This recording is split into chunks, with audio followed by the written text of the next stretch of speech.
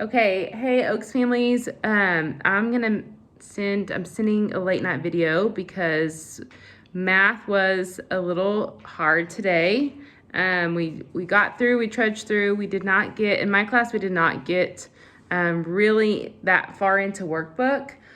Textbook took the majority of our time. So this is a whole new unit. It's on subtraction. This is a lot. It's a lot just to get these little guys to switch their brains from putting together to now taking apart. That's hard. And it's also the way they're having them do it. It's tricky. However, it's foundational. So for some of us, like for me, this is not how my brain necessarily thinks about subtraction. That doesn't mean though that we get flustered and tell our kids, oh, this is so silly. Let's just do it another way. We really want you to stick with this way because it is foundational into where dimensions is going. So if they don't have this as a firm foundation, when they get to second grade, things are going to get hard. So today we started with a simple story. I think one of them was something like there were 15 cars in a parking lot and 8 drove away. I had Madeline, she's gonna kind of help me a little bit, just to kind of have someone to teach to. So this is kind of how we operated today. So we have our problem, 15 minus 8 equals blank. Now, you can't really see that very good. Sorry, let me write that again. Oh gosh, technical difficulties. Maybe this will be better. 15 minus 8 equals. Okay, so Madeline. Yeah. When we are going to subtract, first of all, again, go back, identify. What does this sign tell me to do? To take away. To take away, to take apart, to compare, okay? It also is really important to refresh with them. Subtraction is whole minus part equals part. Review on that so they know what they're doing. Switch their mind. Also, talk about this whole number that we're starting with. When we answer right here, Madeline, is this number going to get bigger or is it going to get smaller? Smaller. It's going to get smaller because we're doing what?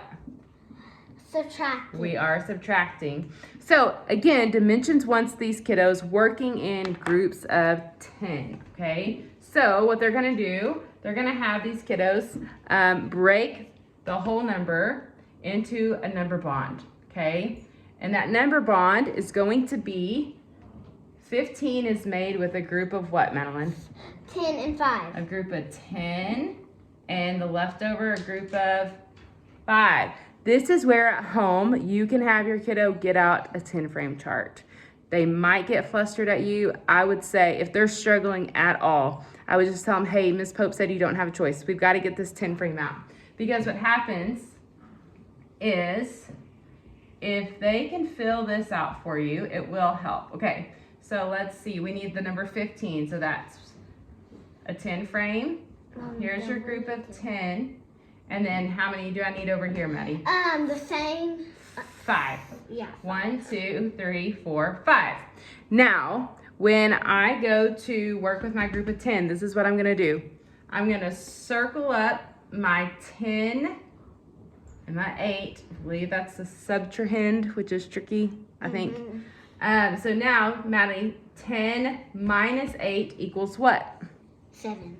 Close. No, 10 minus 8. We're going to take the full 8 away from the 10. So if we come up here, have your kiddo take those dots, markers, counters off of the 10 frame. So we're going to take how many away from this group of 10?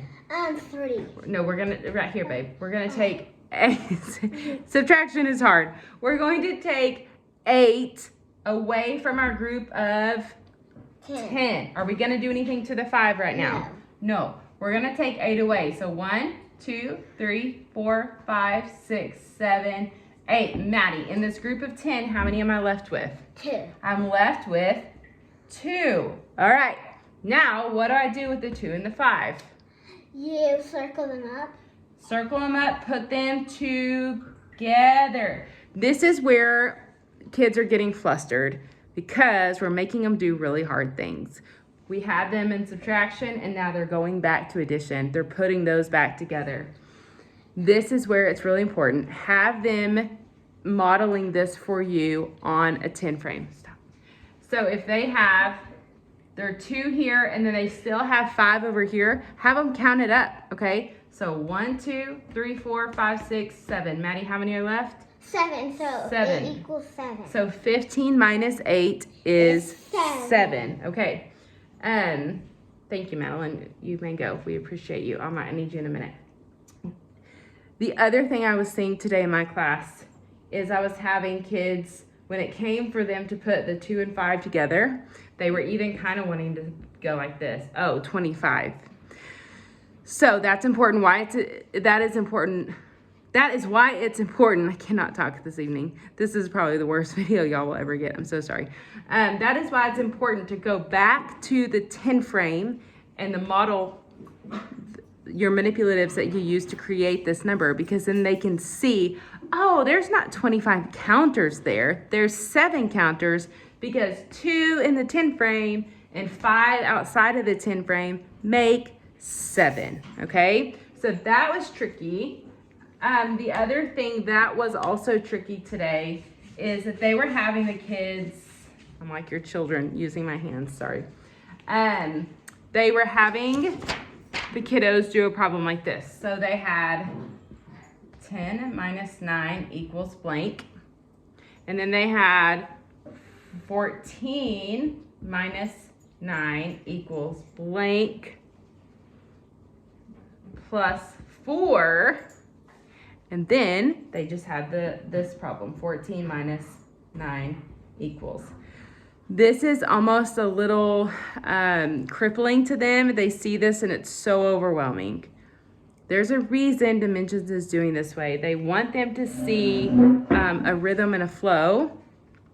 And so this is why they have it in order like this, because they want them to see 10 take away. If I go back here, okay, if I go to 10, take away 9, 1, 2, 3, 4, 5, 6, 7, 8, 9, it leaves me with 1, okay? And they're like, oh, that was easy.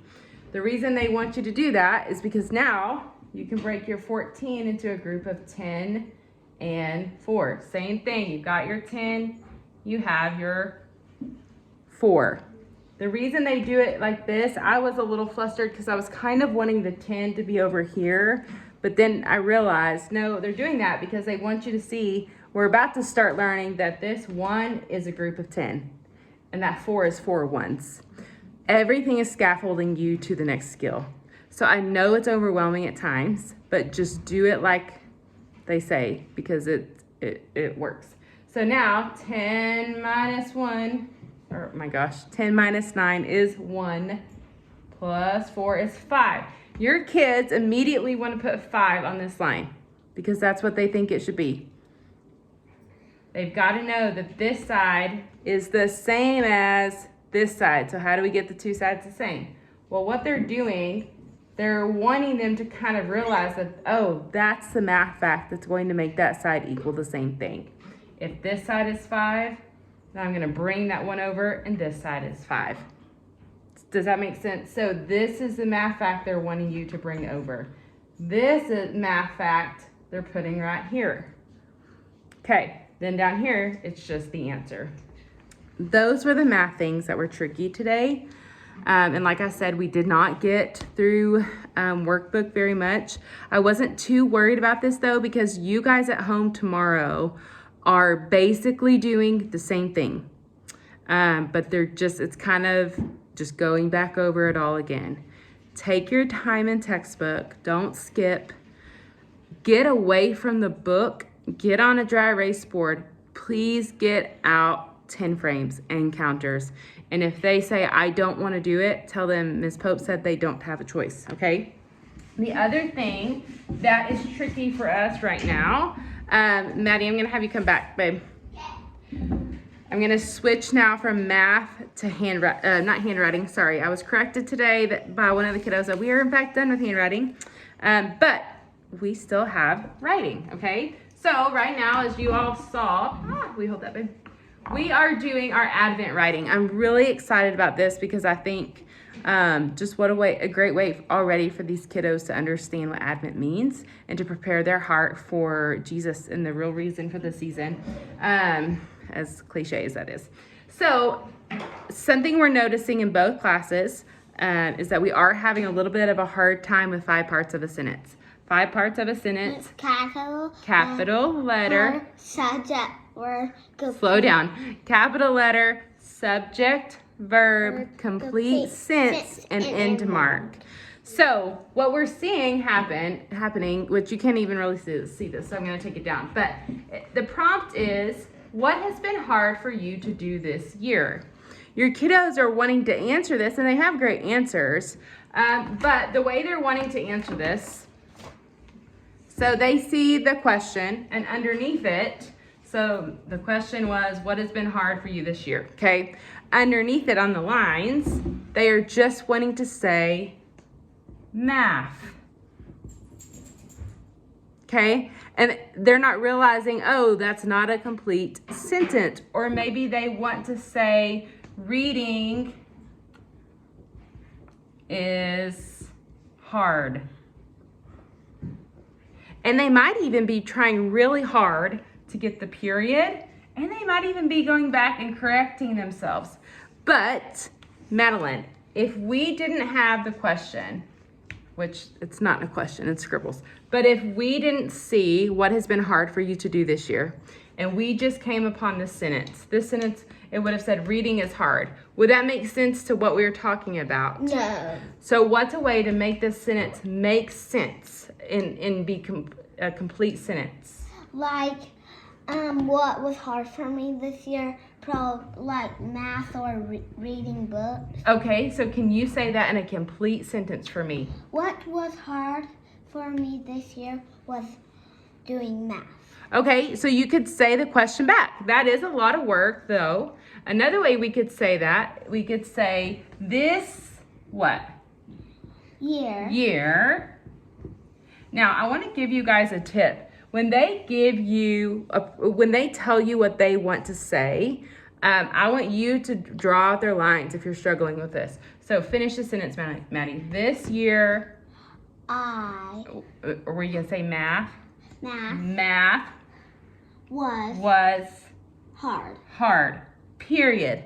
Then they can go in with a marker. I wrote these 2 words for her. This year, math. Can you write math? Wait. It will help me. Just stretch it out. Math. You're right here.